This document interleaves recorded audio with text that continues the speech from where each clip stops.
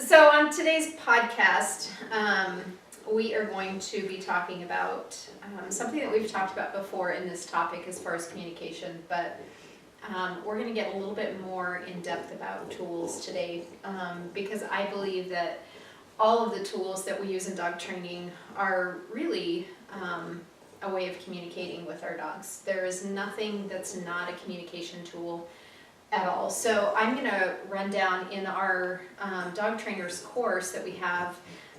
We spend a whole week on tools and what and how we use them. And so I thought today we're going to go a little bit in depth today about the tools, because people get into the pet stores and they get sold on something and then they don't really know how to use it or why they're even using it or why it was even recommended. And so I want us to spend today on really talking about the tools and how they're used. So I have my list here of just the general tools that are out there. There's so many more that I haven't even touched on that's a version of something. And so we're going to take the kind of the top baseline of the tools and then we'll go from there. But the most important thing is with tools is I believe that you need a clear understanding as to why you're using the tool and what you're trying to accomplish with it. And ultimately everybody's goal should be to go back to your dog's regular flat collar and leash. Ultimately, it doesn't always go that way, but you should always try and get to the lowest level of pressure for the tool that you possibly can. And so as you use tools, if you have a purpose and you want to accomplish something with them, then I think it helps get back down to a baseline of what you want to use, or what that vision is for you. So with us, we always start the puppies on their regular collar and leashes, and then we go from there as the dog matures and what they need. And so we're going to start by talking about the clicker and how the clicker is a way of communicating to your dogs, and just a couple of variations from there. So Michelle, talk to me a little bit about the clicker. Honestly, Melissa could probably answer more of these questions with the clicker, because I've only ever used the clicker when Prudence was a puppy. Yeah. And that was Yeah. so long ago. I mean, she's almost 10, so, and I mean, we only used it for her for like really fun tricks when she was really young. Yeah. Prudence is she's a really good candidate for positive reinforcement type training. Because she's very, very, very food motivated and very, like, she wants to please you, and she gets, like, it really upsets her, like, if she does something wrong without the added pressure of other things. Yeah. So the clicker training was actually really good for her. Yeah. What did you use the clicker for in that training process? So we used the clicker it was all tricks. It was like marking tricks. Prudence knows how to play sad, like she'll put her face down. Yeah. She knows how to back up. So we taught her how, like, she would put her back foot on a spot and clicked for that. So your clicker was marking the behaviors Right. that you want. Yep. And Yep. were you Yep. shaping all of that as you were, as she put her back foot on something, then you would click and then you would mold that or shape that Yes. next foot going Yep. back Yep. to get her to go backwards? Yes, and it's the one thing that I really don't care about clicker training for is because for Prudence it was fun. It really was, because she really loves that kind of stuff. Yeah. She loves that, like, happy treats included, Right. upbeat type thing. Right. Yeah. But it takes a long time to get there. Yeah. It takes a Yeah. really long time, because you're adding no extra pressure, and she just is the type of dog that pressure really like affects her. Yeah. Where my other two have to have pressure. Like the clicker training for them is, like, I remember trying to do it with Rambo because he's about the same age as Yeah. Prudence, and Yeah. it just didn't work for him. Like, Yeah. he really just didn't. Like, and that's the thing. I really think Rambo's a smarter dog, like, in general. Sure. But he would figure it out, like that, like it really was the click itself meant nothing to him. Right. Like, Right. if he would, like, he'd hear the click and then he'd jump up for the treat because he knew that was coming next. Yeah. Where, like, Prudence would, like, actually be like, oh, it's because my foot went back. Yeah. Like, Yeah. so it was definitely different. And look, there's no way Murphy could have done clicker training. Like, Yeah. he needs a lot more pressure with the breed he is. Sure. So I think there's a time and a place for the clicker. It's just not something I choose to use very often, because it's a process for sure. Right. It's a long process. Yeah. Melissa, what's your take on the clicker?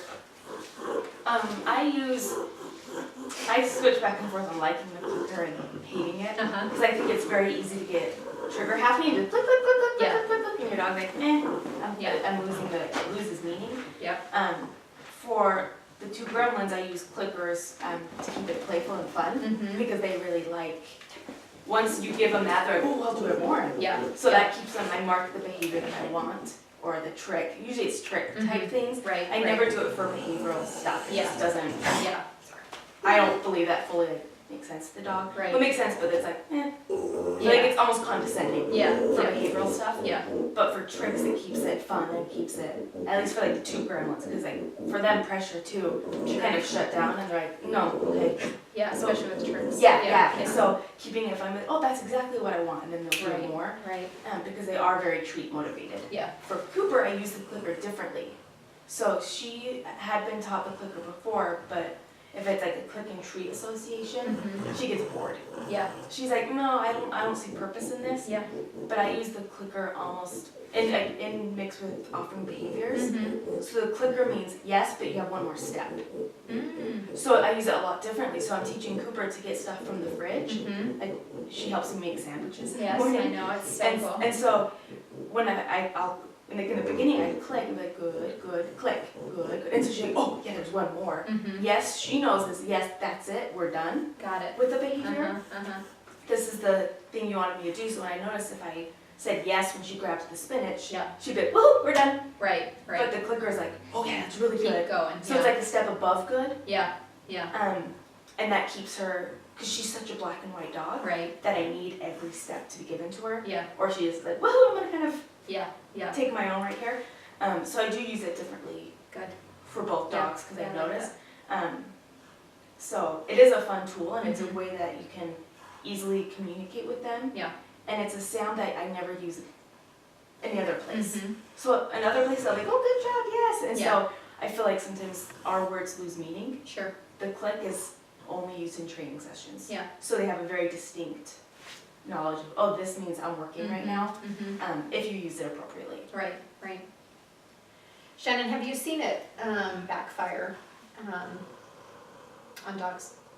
I think it's kind of a hard tool to use for beginners because your your timing with the clicking to it has to be so right on the behavior that if your clicking is off, then the dog thinks you want this other behavior and your training can just go blah, blah, blah, blah, and you lose it because it confuses the dog because you think you're trying to click for them to sit down, but you're clicking while their butt's hanging in the air, and so then you've got this dog that's like my butt hangs in the air, and then what, you know? Yeah. So if you're not used to training and knowing when to time the click to hit the behavior that you want, Yeah. it can be very difficult to train the dog, and also you kind of have to. It's not a tool for every dog to use. Right. The dog has to have a specific mindset of like getting rewarded from the click, which not all dogs can do. Yeah. And so if you have a dog that doesn't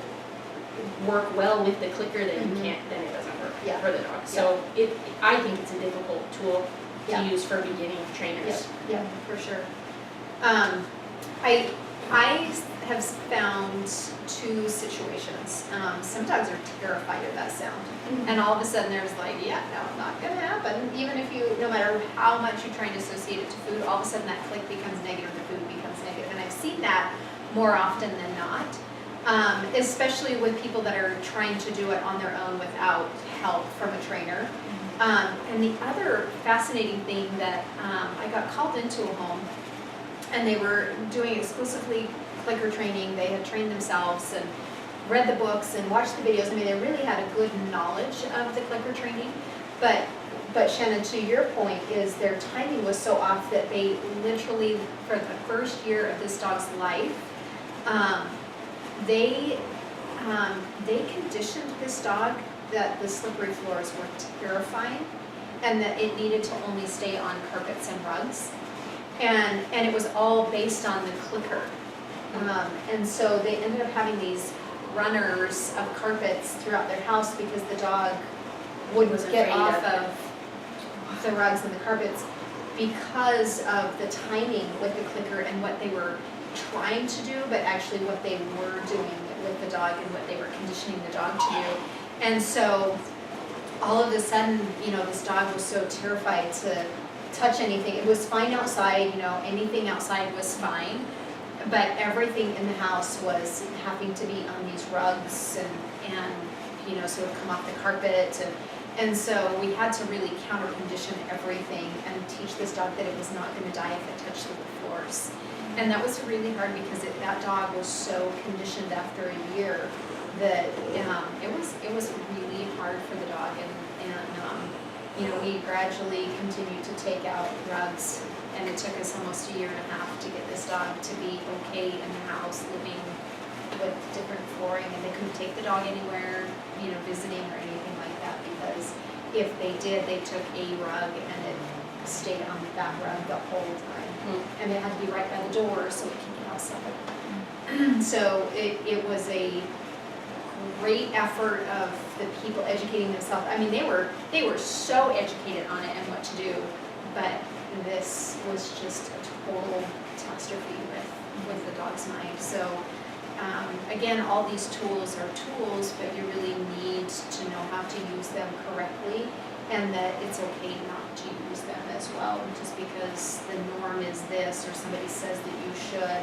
And sometimes all the education in the world can backfire on you if you're not completely into the mind of the dog.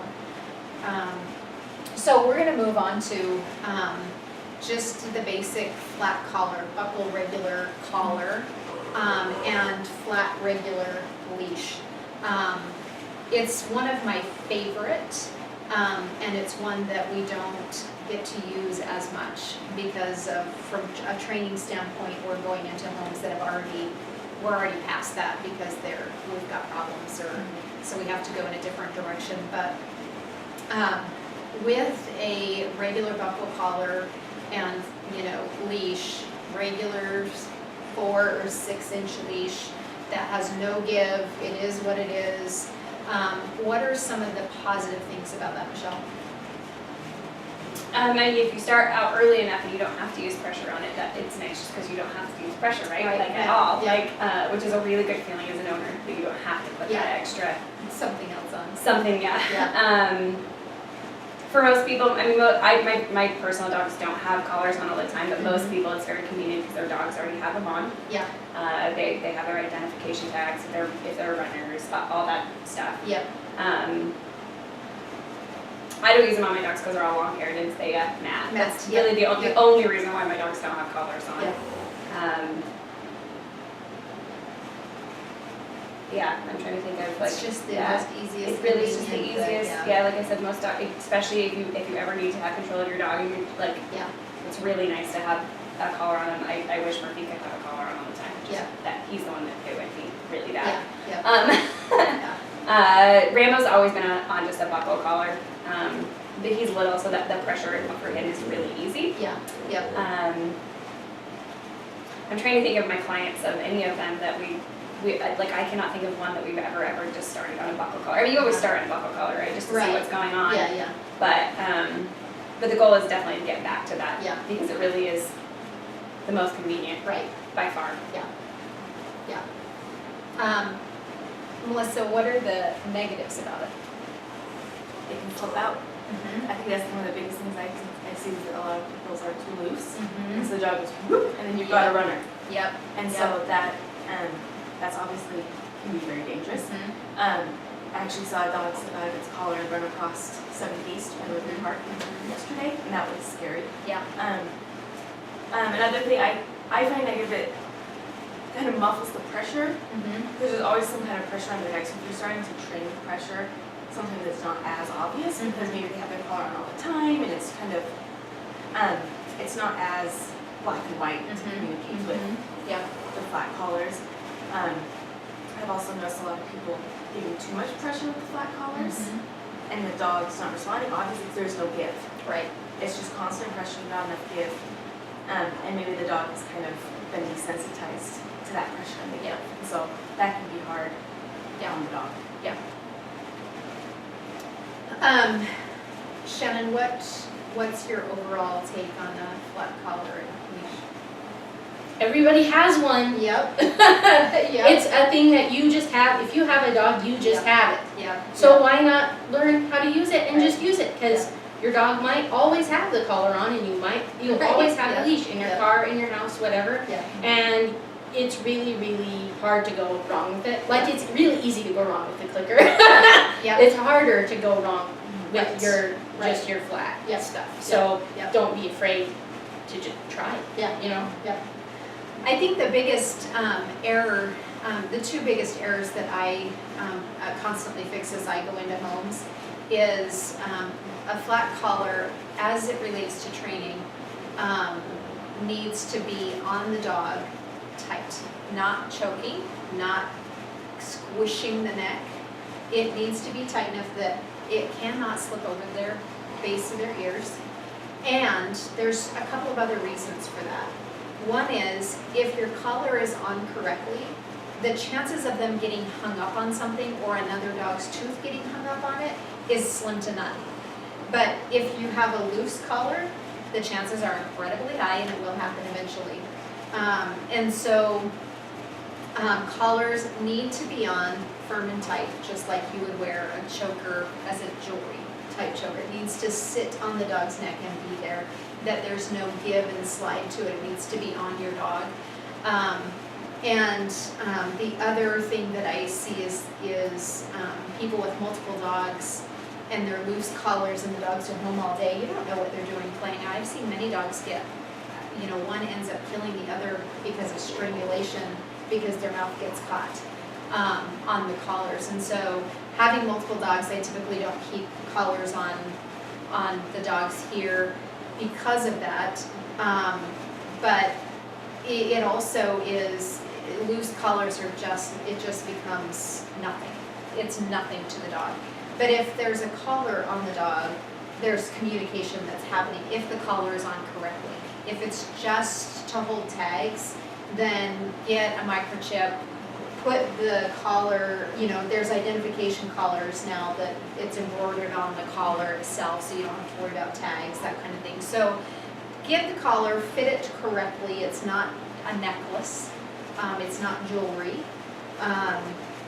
It is a way of communicating with your dog. And a non-movable, flat, regular leash is the best communication that you can give your dog.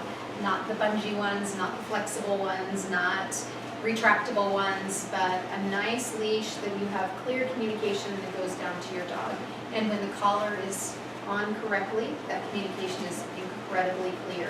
When it's not on correctly, you have zero communication, and the dogs get conditioned to it.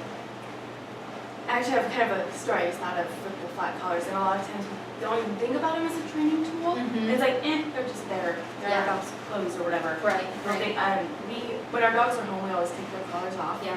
We'll put on the clothes, so like Yep. the coat hanger. But we noticed, Trigger always goes to work with my husband, and anytime you put her collar on, she becomes very serious, Uh-huh. goes to the door and sits. And she'll go to work and she's very serious, she goes to her places, but if he takes it off, she gets in gremlin mode and she'll Yeah. scurry around. Yeah. But she really takes, and we didn't even train that, Yeah. but she Yeah. just knows when her collar's on, it's, work time. Yeah. And our other dogs, we put their collars on, they go to the door, they know Yeah. we're going out and doing something. Yeah. So Yeah. to say that your dog's collar isn't sending a message to them, Right. you're kidding yourself. Yeah. It Oh, sends a dog's collar is the most exciting thing that's ever happened to Yeah. me because they never wear them unless we're going Right. somewhere. Yeah. And it's usually, we only put them on when we go camping most of the time. We usually use slip leashes if we're going out for a walk. So those collars are the coolest thing ever. So like they're communicating a lot to Yeah. our dogs. Yeah. And if you're only using if the collar's on all the time, and especially if it's not fitting correctly, Right. you don't Right. know everything is communicating something to your dog. Yep. So make sure it's the right thing. Yeah. Because your dog is listening. Yeah. Sometimes my dogs don't usually wear their collar at home too, but like if Louis being naughty, I'll put it on, Yeah. then it behaves better. Sure. Cause he knows I can grab him, Yeah. and Yeah. make him do what I want. Right. But if that's all you have to do, just keep your collars and then just Right, put them yeah. on and they're like, Yeah. oh, we've gotta listen now, Yeah. It's Then they wear uniform. it for a little while and then take it back off, Right. But what an easy thing Yeah. that you can do. Yeah. Just put the collar on and your Right. dog will be good. Yeah. I am down for I that. know, exactly. and it's not, you don't overuse it. I mean, it's, our little Italian Greyhound that we had, it didn't matter, like, he never wore a collar because I never wanted him to get, hung up on something in his zippy little self, and he, he knew that if he was wearing the collar, we were pretty much gonna go to Montana. I mean, that was kind of the only time that he had a collar on, and then he would get cold because that's all he associated Montana with was cold. So then he would start, shivering, and we got the blankets, and so, but when he would act out, because he was slightly raunchy, I would tell him, I'm gonna put your naughty collar on. And it was just, he would be like, oh, okay, like, don't do that. You're gonna get your naughty collar on. And so, they're tools. I mean, no matter how you wanna look at it, they're tools. And so make it something that means something. And it really goes a long way with training, and you're able to use those as tools to help fix things or to correct a behavior. Because, I mean, no matter what, through a dog's life, a collar is going to mean something to them. So make it purposeful to them. So let's move on to slip collars, slip leads. If you're watching us on YouTube, Prudence has her slip lead on.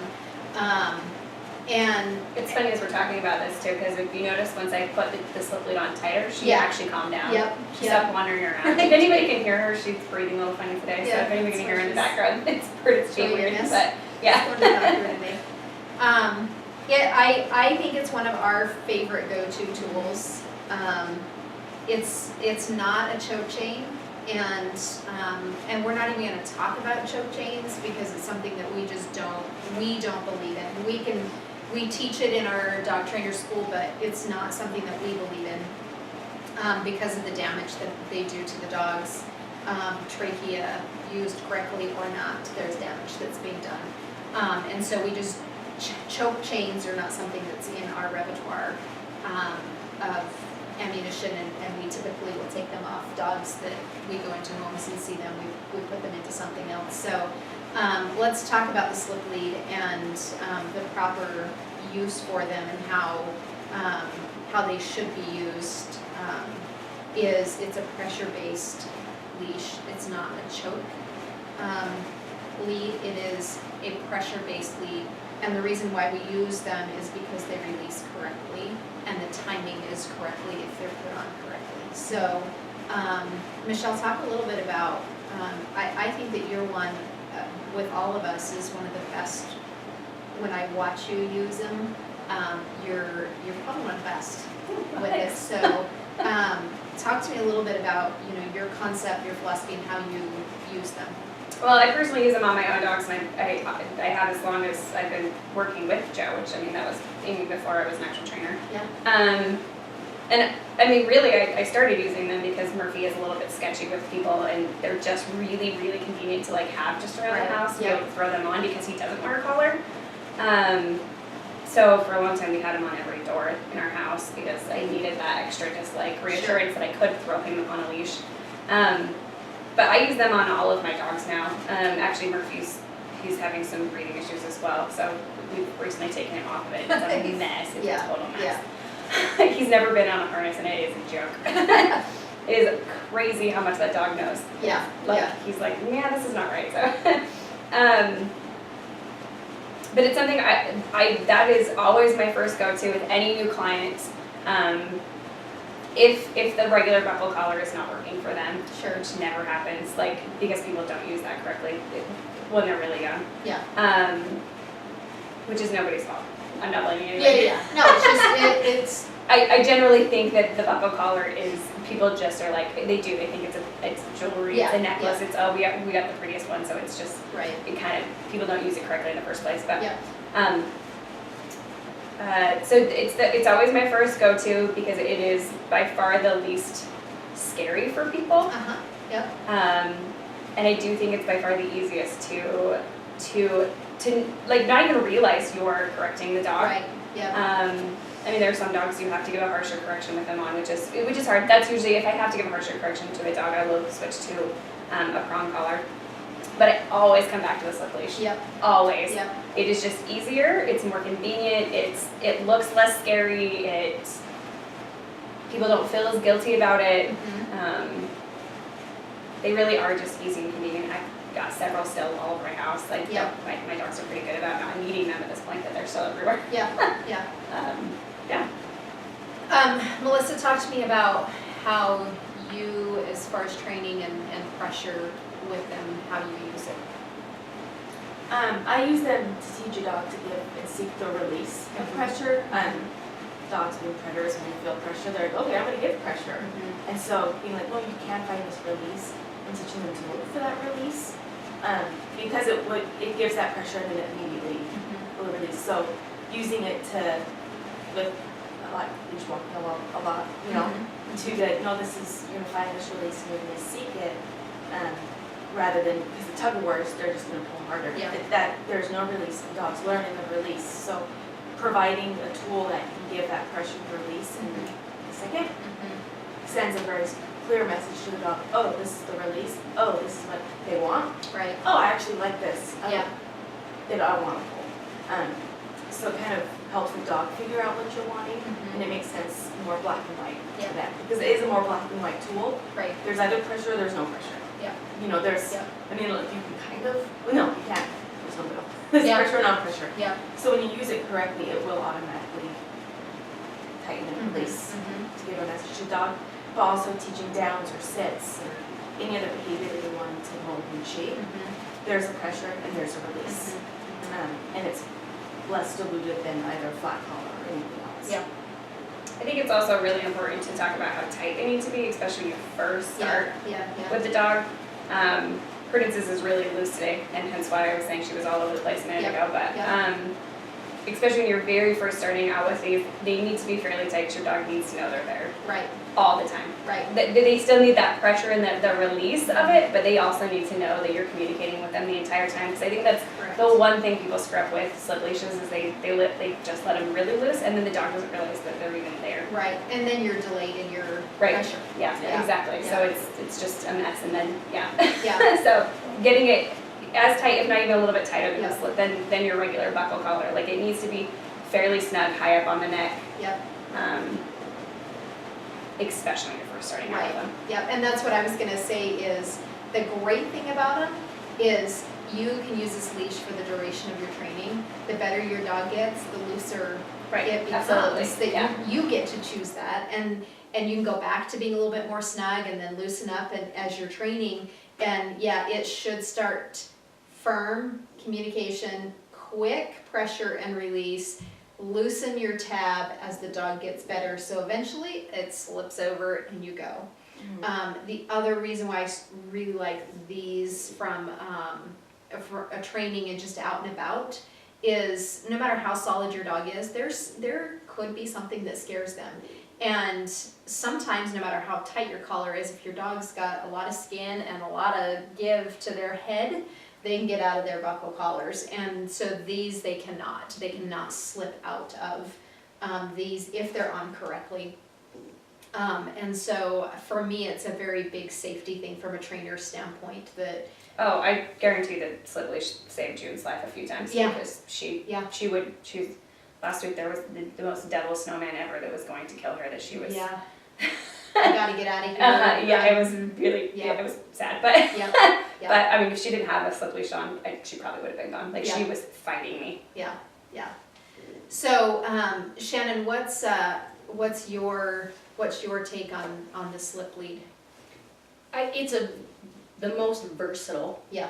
tool that we have Yeah. because it's like all in one thing. Mm-hmm. And say that you have a dog that has been being good and then they have a naughty day, you can go back to having it tighter right then. Right. You don't have to take it all off and all, you just Put like something in adjust there. it a Mhm. little, you know? Yeah. And you can use it in any situation. If you're Right. out walking, if you're at home. I keep them in my car. I have millions of, Yeah. I have Yeah. leashes everywhere, Yeah. all over. It's just really intuitive for people to be Mm-hmm. able to use. Like, it just makes sense to Yeah. people and it makes Yeah. sense to the dog, and so it's really easy. Yeah. But I find, coming from a medical background, I like these kind of leashes too, because if your dog has an injury on its neck, Mm-hmm. you can arrange it so you can still walk the dog. It's not so much for training that way, Right. but you yeah. can Slip transport it over the dog. one arm. Yeah, and, put it around their chest, Yeah. put it around their waist. You know, Yeah. my dog has had a neck injury before, Yeah. and so it's just really useful for other things other than training Yeah. too. Yeah, for sure. That you're always having that. You can always have that communication with it. My training, like all-time favorite for me as a trainer is a slip collar, which is the same concept. It's just a collar instead of all-in-one with my leather leash, and that's like my favorite go-to. The disadvantage is those collars are ones, you gotta fit to the dog. It's not one size fits all. And so I don't typically use it out training because I go from a Chihuahua clear up to a Bernard, so it's just, I can't have that many. But that is like what feels the best in my hand is my leather leash and a slip collar. But the concepts are all the same. It's a material-based, pressure-based way of training. And the dog can find the release. And that's my favorite thing about these is the dog can find the release. Even, I guess, not always. If the owner is always tense on the leash, the dog can't ever find the release. But then the dog's, no matter what you use, the dog will never find the release. But if you teach, and as a dog owner, you learn to always be in a giving or a releasing mode, then your dog will always find the release in some way, shape, or form, or they get conditioned to the pressure, and shame on you as a dog owner. So, okay, we're gonna move on to the harness. And I'm actually gonna step back one, and we're gonna talk about the martingale collar, which these are also one of my favorites to use. The martingale is a combination of your pressure-based collar and like your pressure-based slip lead and a flat collar. What are the disadvantages of those, Michelle? I've actually never used one. I don't know. Well, I take that back. The greyhounds that I walked for a while, we used them, but but I didn't walk them long enough for, and they were, you had already got. Yeah. I was just walking them, so I can't really honestly say. I know a lot of people that have like greyhounds and really small-headed dogs like that use them because they can't slip out of them, Right. which is really, really nice. So they use them even just as their flat buckle collars. Yeah. Yep. But I've never, that's just not something it's never been in my toolbox. It's gonna be. I'm Okay. gonna make you use them. I'm totally, honestly, I don't, that's the thing. I think we just, you just get so used to using the slip leash that that the leash is already connected to the collar, that it really is and you do have to find the one that fits, you know what I mean, type of thing. Right. Just like a regular, like a slip collar. So I think that's why it's just never happened, is that it's just. Yeah, it's a little bit more inconvenient. Yeah, Yeah. exactly. Yeah, so, and I mean, I obviously don't have dogs that have the small penny heads, so Right. they've all got fairly big skulls, so. Yeah. So, I didn't realize that was on, sorry. Did you use one for Mitt? I don't even remember, I No. don't remember his collar, to be honest, and I'm trying to think about it, This was Sparkle, wasn't it? I think, he had a sparkly regular collar, when it was on him. I mean, I can probably count maybe 5 times that we ever had a leash and a collar on that dog. Yeah. I mean, it was just, he was such an anomaly of not needing one that. That's because I think even when he was with us most of the time, he didn't have one on. Yeah, so. I took him hiking with me once, and I remember I had to put a leash on him for the first little bit because he kept trying to take off with other people Yeah, because he was so friendly. Right, But right, yeah. but after that, he was fine. Yeah. yeah, I mean, so, most of the greyhound people, or the sight hound people will use them because they can't slip out of them. I use one on Mick because I want a little bit of a pop of a correction that releases fairly quickly. One that I can apply the pressure when he doesn't have a lead on that I need, and that's why I use that on him. I actually really, for a long time in my training career, that was really my go-to because I don't agree with choke chains, and that was kind of the next up and coming, really, from that era of training from choke chains that kind of moved into the martingales. And so it became a very favorite of mine because the slip leads, the nylon, that stuff was not a part of, that wasn't in yet, that wasn't discovered. And so, if I didn't grow up in that era of training, I probably wouldn't ever use them. They do need to be fitted correctly, and it does kind of like, you can't fit them to all dogs. They slip around a little bit. You have a little bit more of a variance, but not really. Melissa, what's your experience with the martingales? Nobody has them on, right? Yeah. Like every time I've gone into a client's house and they have one, I'm like, this is really loose. Yeah. There's always a release. Yeah. Like, even when you apply pressure, it's Right. There's no No, pressure. nothing. Right. but they are really good because they are kind of that middle ground Mhm. of the slip lead and the flat collar Yeah. merged. Yeah. So when people always want something on, or I just want to be able to clip and go, Yeah. that's something I would suggest after working with the slip lead, so they Right. understand pressure and release. Because if you like desensitize your dog to it, Yeah. it was me. So making sure they understand the pressure and release, and Yeah. that's something that we all need to pay attention to. Right. But they are a really good middle ground if you want to hold your dog, or Yeah. they'll slip out, or you want that extra control and pressure. Yeah. They're really handy. I'm actually working with a leather maker, and that's my goal, is to make a bunch of martingales out of leather.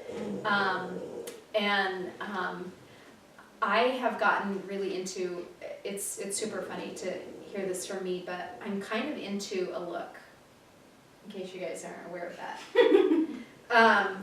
Is I really like my leather leashes a lot, and but I still need that correction. And so I'm kind of in a look right now, and I'm kind of in a designer thing right now, and I think it's really cool. You have really cool collars and you have really cool leashes.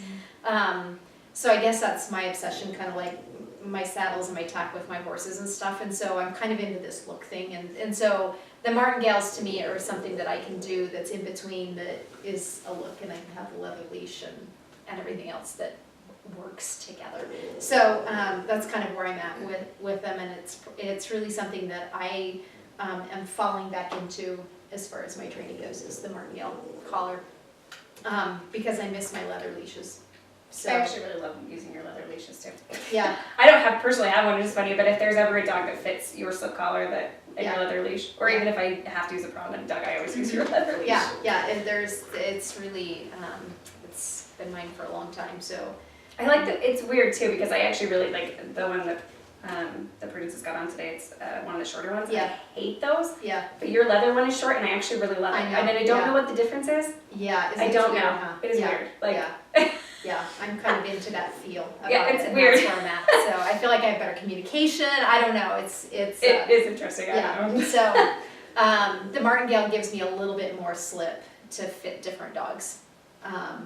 So that's kind of Honestly, the martingale, now that we're thinking about it, Murphy really is having a hard time with the harness. I wonder if martingale would work better for him, it might. because it would still put pressure on his neck, but it would like directly put like a lot. No, yeah, you can gauge that pressure. Yeah. Mhm. So I wonder if that would Yeah. actually help him with his Yeah, gagging stuff. yeah, for sure. Shannon, what's your take on the martingale?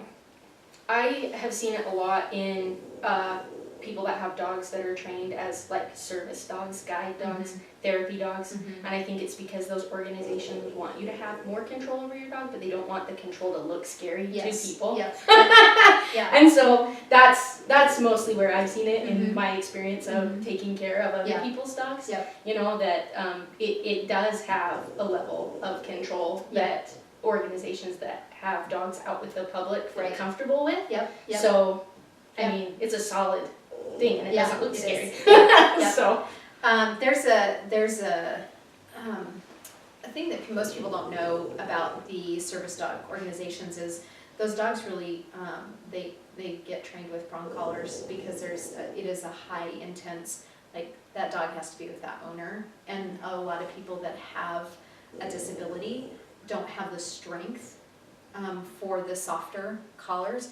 And so there's a service dog organization that will actually integrate the prong collar into the martingale. So it doesn't look so fierce, and it's actually pretty soft of a correction, but it gives that person that has that disability, especially for stability and I mean, really just the dog, some of these dogs are tough, they're intense and they're powerful, and they have a strong drive to learn and to work, and so it's just that extra oomph that I found very fascinating, that they're trying to integrate some of the tools that they do need to make it look, to be softer in public, because people have such an adverse reaction to seeing stuff like that. So the Martingale is actually a pretty cool tool. We just don't use it enough. So let's move on to harnesses. They're not, that tool is not something that I go to ever. Like, it's not a go-to tool for me. But there are good uses for them, and I do use them. And so it's a give and take with it. So I'm gonna have Melissa describe a harness. I don't like them. Harnesses, everyone kind of knows what a harness is, go around. There are no poles, are we gonna have that as a separate one? No, it's all in the same genre. And so a lot of people, it's extra support, and so you're manhandling your dog more essentially, which I don't like. Use your dog to pull, and so it's hard for me. Like, there are people use them, and there are some pros for people. I would never say there's a pro for the dog. Yeah. So, I have very strong opinions on them, clearly. Yeah. I've used them once, and it was with, so it was 2 bulldogs and 1 female. We had a harness and slip lead combo for extra support. She's pretty wobbly. She's on some seizure medication, and so Sure. with the 2, she responds a lot better of having that extra support, and they can kind of give an initial holding with the harness and then the correction. And now she only needs, she knows that the little pull with the harness means a bigger correction. If she gets too stressed, she gets seizures, so it had to be very soft and slow, and so that helped her. Just because she doesn't have the strength to pull. Yeah. For her brother, he pulls. Sure. We're teaching him how to pull the laundry basket with a harness. Yeah. Because we clip on and he goes to the thing. So They're used for pulling. they're used for pulling. Yeah. So I always find the no pull harness is kind of ironic. Yeah. Because they're pulling, you just don't.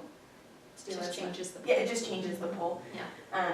So that being said, like, if you want to teach your dog how to pull, like, my friend has a harness for her dog, and we all go longboarding together because she just hooks it up to her Malamute, and her Malamute pulls her. Yeah. So I'm like, yeah, that's why I like the harness. Yeah. So I guess there is a pro. Yeah. When the Malamute Yeah. can pull. Yep. Michelle, what's your take on them? I personally don't care for them either, but I do think there is a time and a place for them. Sure. Obviously, Murphy's on one right now. Murphy actually had one when he was a puppy too. He used to pull my husband around on his drift trick. Yeah. When he couldn't make it to a hill, he would have Murphy pull him. Yeah. Which is probably why I want Murphy so bad on it still. But He's like, oh, we're pulling. this is what we're supposed to do. I actually did have an experience when I worked at PetSmart, that there was a dog that anytime she was on a regular collar, she'd have a seizure. Anytime there was pressure on a regular collar. And it was just the stress of the collar. It didn't matter. So she was on a harness and she was totally fine. Yeah. Which was great. And she would have terrible seizures. So so I do think there's medical reasons as well. I mean, there's some small dogs that really just don't do well with having stuff around their necks. That being said, I actually really do not agree with the no-pull harnesses at all. Like, I really think they mess up dogs, like their shoulders and I've seen dogs go full speed, flip over on their backs, stuff like that. So the no-pull harnesses, I will always take a dog off of that. Even if people want their dogs really on a harness, we'll just work on a really good heel and then go from there. And that never happens. I can't really. I think honestly, my dog is the first dog that I've ever actually really let spend a thing. Most people don't. Most people really, I think they just don't understand what a harness is for. Yeah. I think it's definitely on the positive reinforcement side of things. They think it looks nicer. So people think that's the right thing to do. Yeah. I've even had family members that they were like, but this is what we're supposed to do because it's a nice thing, and I'm like, no. And they had they have huskies, and I'm like, yeah, no, that's what your dog's bred to do is Yeah, pull you. You're yeah. never going to get a good heel with what you're doing right Yeah, now. yeah. So I don't personally care for them, but I do think there's a time and a place for them. Actually, all 3 of my dogs have like seatbelt harnesses for the car. Mm-hmm. Anytime the weather is bad, they're Yeah. seatbelted in. Yeah. I'm really terrible, and my 2 little dogs sit on my lap when I'm driving if the weather's fine. I'm awful, I know. But if the weather's bad and I'm nervous, they're all buckled in. Yeah. So I think there's definitely a time and a place for it. Yeah. Yeah. But it's not something I use as a training tool, I guess. Mhm. Is probably more what it is. Like it's more of a medical reason, not necessarily a training tool. Yeah, yeah.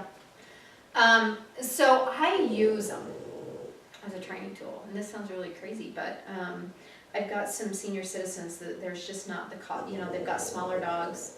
The collars are just not quite enough for them, and I'm not going to put a prong collar on an itty bitty poodle. And so I do put them on a no pull harness so that they can go out and walk. Exactly. And So I so- think that's what I'm saying. There's a Yeah. medical reason for the owners, right? Yeah. Like, So we're we're not not training, we're Right. not using it as a tool to get the heel. Right. There's a reason why we're using it, so, yeah, that's really the only, I have occasionally, used harnesses in general for, they've got so many different ones, there's some that like squeeze and instead of changing the direction of the shoulders with the no pull harness, there's a couple that squeeze the dog, and they look nice and they're big sellers, but we're squeezing their lungs, we're squeezing their chest when they pull, so they have to find the release to breathe, but it doesn't appear that way. And so I've used some of those with some leash reactivity stuff, in conjunction with other tools, but I really try not to hang in the harness world unless there's a medical reason that we have to. 'Cause I know people that do like actual like pulling with their dogs, and they spend a lot of money on their harnesses, and they Oh, should for because sure, they have to support them. Like Yeah. those dogs will have really messed up backs if they don't. So Yep. I mean, there's sports that they have Sure. to have them as well. Yeah, so I think there's a time and a place for them, and it's not the go-to, and it shouldn't ever be the go-to for training purposes. The strongest part of your dog is their neck. The toughest part of your dog is their neck, and the harness is dispersing pressure all the way around on their bodies, on their lungs, across their chest, structurally on their shoulders. And for training purpose to get your basic stuff down, I just don't see that it's okay structurally, that it's okay for the dog unless there's a medical reason why we need to go that route. Shannon, what's your thoughts on the harnesses? I have a hard time finding a good one if I want to use one, Yeah. because they're all made of stretchy spandex nylon now. Yeah. Like back in the olden days, Right. they used to make them all of the same stuff. They make Yeah. a collar out Yeah. of leather and mesh, Yeah. you know, and now they're just like this stretchy, gross thing that even if you have to use it, if you want to use it for something, Yeah. you cannot find a good one, Yeah. you know? Yeah. Yeah. So it's difficult to find one if Right. you need it. That the dog can't get out of. Yeah, it because they stretches, just yeah. stretch, it just goes stretch and they just Yeah. pop right out. Yeah, exactly. So, Yeah. So not only do we don't like it, it's hard to find one. Yeah, that's That- really That's correct. functional. Yeah. I also think if you're using it as a training tool, it's probably the hardest thing to be consistent with, because Oh, I don't know for about sure. you guys, but I don't want to take the time to put it on my dog every time we walk out the door. I don't like. Yeah. And to leave it on them all day long, what it does to their coat. Yeah, exactly. Ugh. Like luckily, like Murphy having to use it, like Murphy's actually better off leash than he is on leash. Yeah. Like, he really, really is. So any time we're just around the yard, he doesn't have to be on it. Yeah. So it's really as if we're going out walking or something. Right. So it's not very often because I wouldn't do it. Yeah. I wouldn't. Like Yeah. it wouldn't happen. Yeah. Like, and so there would be no consistency there if Right. that's what I was using as a I mean, training can you tool. imagine getting a puppy out? Oh, we gotta hurry and get your harness on No. to get you outside. You Go know, potty. to go potty. Honestly not. No. Oh. Like it wouldn't happen. Yeah, you're just gonna hook onto the collar because we gotta get outside or you're gonna have an accident. Yeah. So, yeah, yes, there's a time and place for them, but it should not be your go-to training tool with it. The last thing that we're going to talk about is the corrective. I back up a little bit. Let's go from the harnesses to the head collars. The halty, the, what else are they called? Gentle leaders. I put those, for me, I put them in the same genre of the harnesses, except for I think the harnesses are better. If I had to choose between the two, I'd go to harness. Oh, absolutely. So let's talk a little bit about the head collars. Shannon, what's your thoughts? I feel like when you use those kind of collars that you're really not teaching the dog not Yeah. to do something. You're just taking all the control that you have and forcing it onto them. Yeah. So they're not gonna pull you down and run away because you've taken all the control you have and put it on their face. Yeah. But that's never gonna teach the dog to walk nicely or not be reactive or not pull you over. Right. So as a training tool, it's not a tool to train the dog a different behavior. It's just a tool to control them. Yeah. Which sometimes you might need if you have a giant mastiff and you have one leg or something. I don't know. You might need that, but it's not an appropriate way to control your dog. Yeah. At that. So. See, for some reason, I just think of all positive reinforcement trainers, and it's just a way, it's just something that they started, and because they thought it was nicer, and I'm sorry, but I don't know how it is nicer. I genuinely don't. I think it is, like, you're putting pressure on their face. Who wants pressure on your face? Like, it's still pressure-based. Yes. Like, if you're doing it correctly, it is still pressure-based training, Yep. and I do not know how that is any less, like, I don't want to say cruel is not the right word because I don't think any of these are cruel, but right. like, Yeah. you know what I mean? Like, I don't understand where that theory came from that is nicer than a prong collar. I don't. I don't get it. Yeah. Like, Yeah. I have yet to meet a dog that will accept it. Most dogs fight it to the you point have they're to- bleeding. Yeah, you have to. It takes forever for them to really accept it. Like, it's. And they never really do. No, they just right, surrender to right, it. exactly. Yeah. Exactly. So I don't know how that is any nicer than anything else we were talking about. But for some reason, that's what crosses my mind when I think of head halters, is that this positive reinforcement community that, like, that's what you're supposed to do. Yeah. Yeah, I'll share everything to you, Melissa. I had a lesson last Thursday, I think. One of those days. At Tanner Park, and we were in the parking lot, and we were just kind of talking about what we were gonna do. And this guy gets out of his truck, and a lab jumps out on a harness, not a harness, the head collar, Mm-hmm. jumps out and swings, and he yelped the loudest yelp. And he's swinging, and the owner's standing still, but this dog's facing him and Yeah. flipping around, flipping his head, and I was scared that I was gonna break his neck. Yeah. He fell to the ground, but there was Yeah. so much intensity Mhm. behind him not wanting that on his head, and clearly being very reactive to Mhm. everything around. It's a very stimulating place for dogs, and I was just sad. Yeah. I was gonna go offer, like, hey, let me Can I help? put a slip lead on, Mhm. and then he threw the dog back in the truck and stormed off and drove away. Like, Mhm. but it was a traumatic thing for me to watch. Mhm. That dog flipping around, and there's not a message like a positive Mhm. message being Mhm. sent. I think a lot of people think they're positive because they don't see. They're living behind rose-colored glasses, and I'm gonna be very blunt about it. Mhm. That they don't see what's causing their dog, but they don't. Oh, they're not pulling. Yeah. Well, yeah, because they physically can't. Yeah. That being said, there's a time and a place for everything. Mhm. And if used correctly, I will never use one, but I'm not gonna completely Say you can't use them. say you can't use them. You know what I mean? So the reason why the service dog organizations have their puppy raisers use head collars is because they need to have the pressure of the neck untouched. And so it is a way that they cannot have the dogs ruined.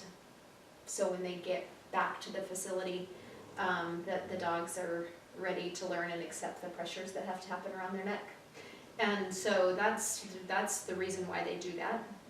It's not the way people see that, but I've seen and worked with behind the scenes of the service dog organizations, and that is one philosophy behind why they have the puppy raisers use those head collars on their puppies. It takes away it really takes away everything away from the puppy raisers or the owner, because the dog is really just manipulated into everything, and it appears that we're teaching. And so it's just a good way to get these puppies to grow up and get ready for working. It's a hard thing for us as a trainer and who we are to talk about, because we can see the ramifications. I've seen dogs that have been on the head collars for so long that their head is tipped in, and that's the way they are conditioned for walking. I've met a lot of next to dogs that their are home. missing fur too, and it drives me crazy. Yeah. So I'm like, why do you want to look at that? Yeah. Like, I know that sounds really like selfish of me, that I'm like, I want my dog to be pretty, but I do. Yeah, no, and if we go back to the guts of all positive reinforcement, we're dealing with predators, not prey animals, and so taking away the head from a predator is it's pretty harsh, no matter what. You put a muzzle on, it's all pretty harsh, so when I think of positive reinforcement, I always go back to chickens. And it's super funny, but you can't put a collar on a chicken, and all you can do is reward a chicken for behaviors. And you can get a chicken, I saw a YouTube video that the chicken was playing the piano. And that was really cool, and I was all done with positive reinforcement. You can't force anything, you can't put a collar on a chicken. So the positive reinforcement stuff comes from no correction, no discipline. So now we have to modify this into dealing with predators, because it derived from the halter of a horse and being able to lead a horse. And so yes, you put a halter on a horse to lead it, but a horse has to allow you, and the pressures have to be correct for you to lead a horse. You're not walking a horse. We don't take our horse and put him into heel position. You lead the horse from the right, which is your strongest position of your body, and the horse has to pretty much let you do that. It's not something I've that seen some dogs that don't let you. Yeah, I've seen some dogs that will Sure. rip you, like, sure. pull you as hard as they possibly can, Yeah, in whatever direction they Yeah, want to so go. the halter doesn't make the horse allow you to lead the horse, because I can take my halter off of my horse and she'll walk with me, because it's not the halter that's making her be there. So halters are and can be used incorrectly on horses too, but it's not a tool to make a horse do something. So the halters, the head collars, the halties, the gentle leaders on a dog, we're putting them onto a predator and taking away their biggest line of defense, which I don't think is fair. I don't think it's okay to yank on a dog's head like that. Just as much as I don't think that the Easy Walk harnesses are okay to shift their body structurally if you can avoid it. And so I have used a head collar a handful of times to help get people into understanding the concept with some leash reactive dogs, and it's all food based, and it does take a while, and it's all done at a distance, so the dog doesn't fling itself around as it's trying to be reactive. So it's a slow process, but the dog has to accept it to some extent. I'm not going to force it on him and let him flail around, and there's a process of getting a dog into a head collar, and I think that it's not something you just should throw onto your dog at all. Is something that needs to be worked through for sure, and there's a process to it, and it's a long process to get them to surrender to it. So I think if you're a head collar person out there listening to us, I would welcome comments and thoughts on it. I just I don't see how they're nice. if you're gonna do positive reinforcement training, then take the collars off and do it the way you would a chicken. And other than that, then change your styles and your tools to make it make sense to the dog, and don't use a prey animal's tool on a predator. It's my take on it. And I do get why the service dog organizations do that with these puppies, because they need that pressure around the neck, big time. So let's wrap this up by talking about our corrective collars. The prong collar is probably the only, there's a lot of other corrective, harsher corrective collars out there, but the prong collar is probably, there's variations from the plastic ones to ones that you have the soft squishy rubber on them. There's different looks, but at the end of the day, the prong collar is a corrective collar, and let's talk a little bit about that tool. Michelle? The prong collar is something that I use, and I use it quite a bit actually at first with people. Mm-hmm. I think it's a really nice collar for people who really don't know how to give correction at first, because the collar itself will do the correction. Yeah. And then switching over to a slip leash, once they start to realize what that pressure looks like and what that corrective looks like. Yep, same. And then moving to that, so that now they're doing the correction. I mean, the slip leash still does some correction for a dog, but obviously not nearly as harsh. Yeah. So I like that, just especially just once or twice, in a lesson, just so that people are oh, I got it. Sure. That is what it's just a lot more dramatic. You can hear it and see it doing it itself. Yeah. Where the slip leash, you really don't. Right. Yep. That is a lot more of us, with our arms and what we're doing with the leash itself. So, so I really do like it for that. It just, it really can show people, oh, my dog can walk nicely for one thing. Yeah. It's something that I use for really, really stubborn dogs like Murphy. Murphy's been on one pretty much on and off his entire life. He, like I said, he can totally go for a run with us off leash in a heel the entire time, and be totally fine. But we were in the obedience world with him, in the rally world with him, and he needed that extra correction. He is a very, very manipulative, slow dog when it comes to that kind of stuff. He really questions everything you ask him. And we needed that collar for that extra correction, to get him to stop questioning everything, and he still does, because that's who he is. But so I've used it on dogs like him. It's not something I really like to keep dogs on, mostly because it's not nearly as time consuming as a harness, but it does still take time to put it on and take it off, and it's not something you should ever leave on all the time ever. Nope. So it's definitely not something that I like to use every day, just going outside or whatever. Yeah. It's definitely it's more of an actual teaching tool than it is a maintenance program. Yeah, for sure. Yeah. For sure. Shannon? I really like it for people whose dog's strength and determination far outweighs the strength of the person. Yeah. Because they don't have to use as much strength to get the same correction that you or I could get with a slip collar. Right. Yeah. So it's really, really good in that respect. Yeah. Really, really large dogs that are hard to control for the person, whatever that person is. Yeah. If they're just a small person, or they have a disability, or they're elderly, or whatever. Right, for sure. Melissa?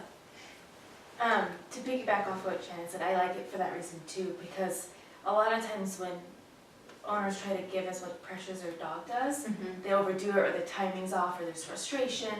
But one thing I really like about probably when you put it on, there's a shift in the owner. They also get in work mode, which I think is super fun, that we train people and dogs. Yeah. And so when with that collar on, the dog notices a difference. It's a corrective collar. Do the people notice a difference? And I notice a difference in how the owners handle their dogs, because this means something. I can see a black and white, a communication with the dog, and the owner becomes more grounded and more in work mode, which I think is really important. That being said, it can be used as a band-aid and a crutch, and rather than continuing on teaching your dog to respond to the lowest amount of pressure, and to get to that point that they're listening to you, you depend on the prong, which can be abused. Mhm. But I think it's like, as a corrective tool, it's a very powerful one. Yeah. And not only powerful like in what it's meaning to your dog, but there's a shift in the owners Mhm. because For you're sure. working with something. Yeah. I've come across trainers that's solely what they train with, which is totally fine, but the hard piece for us when that happens with dogs is that we always have to use the prong, because from puppyhood, that's what they believe training is, and again, it's fine, it's just, you don't really ever get the dogs off of them. If they're started as a puppy, you're always on a prong.